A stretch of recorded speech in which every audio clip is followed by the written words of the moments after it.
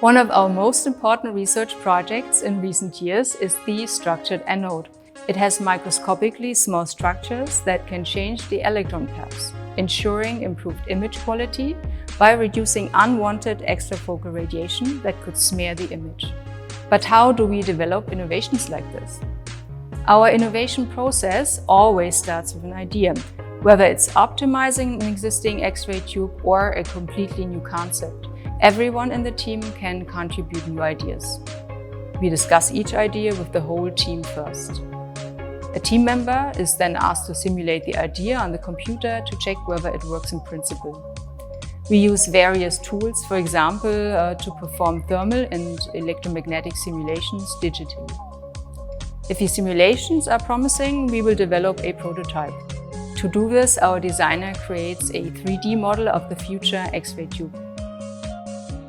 We then procure the necessary materials and start to build the prototype. For prototype construction, we work closely with our colleagues from production here at the HEP, the High-Energy Photonics Center, but also sometimes with external partners who specialize in certain work steps. In our own laboratory, we can test our prototypes and concepts under quasi-real conditions.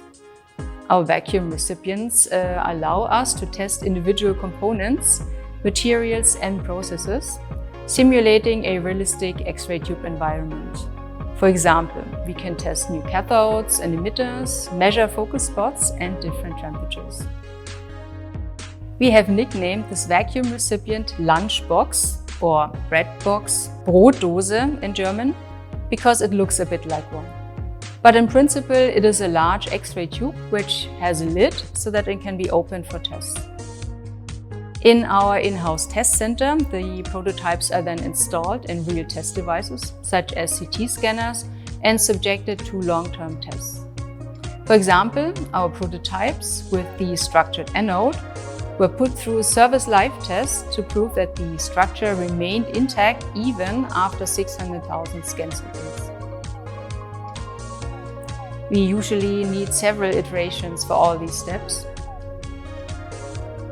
Once the prototype has been successfully tested, it is handed over to the research and development, the R&D department, together with a detailed documentation of the test results. And then, hopefully, our new X-ray tube will one day end up in one of our devices, helping patients and clinical staff to get even better X-ray images for diagnosis and treatment.